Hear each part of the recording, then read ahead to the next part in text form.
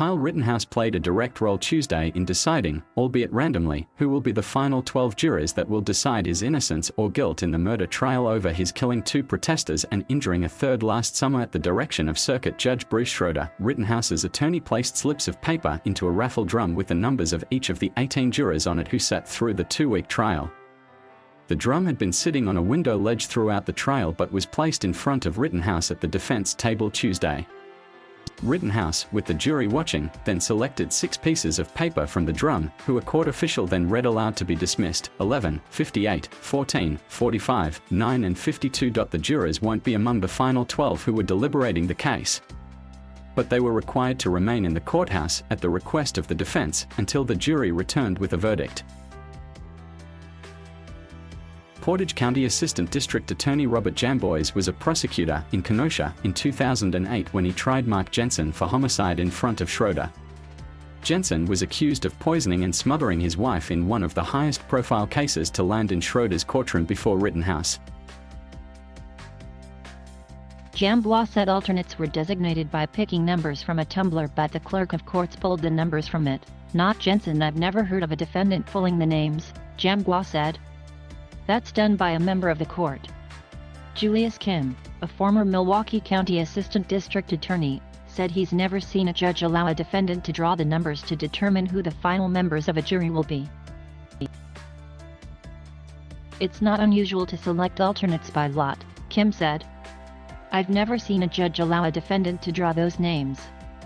That might be a little unconventional, but there's nothing wrong with it that I could really see. Milwaukee-based defense attorney Tom Grieve also said he's never seen a defendant do that, but it's a shoulder shrug for me.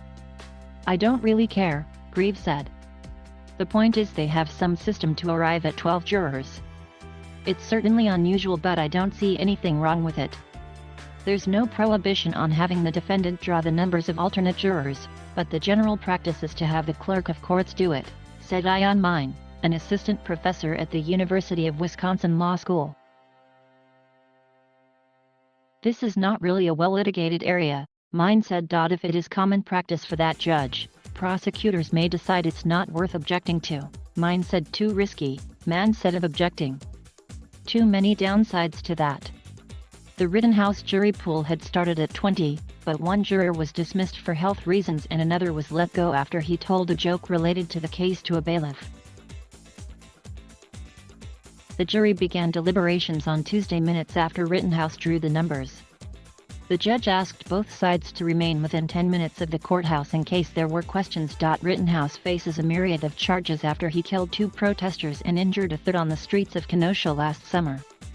The protests were spurred by the police shooting of Jacob Blake, a black man.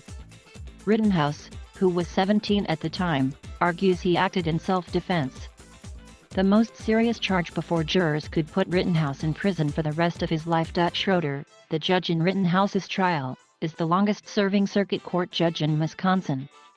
The 75-year-old's methods have drawn attention throughout the trial, including reading trivia questions to jurors at the outset, professing his lack of knowledge about modern technology, asking for applause for veterans on Veterans Day as a defense witness who served in the military was about to testify, and sometimes speaking angrily at prosecutors when they pursued lines of questioning he had barred.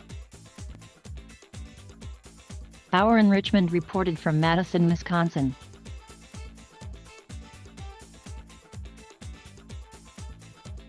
Thank you for watching.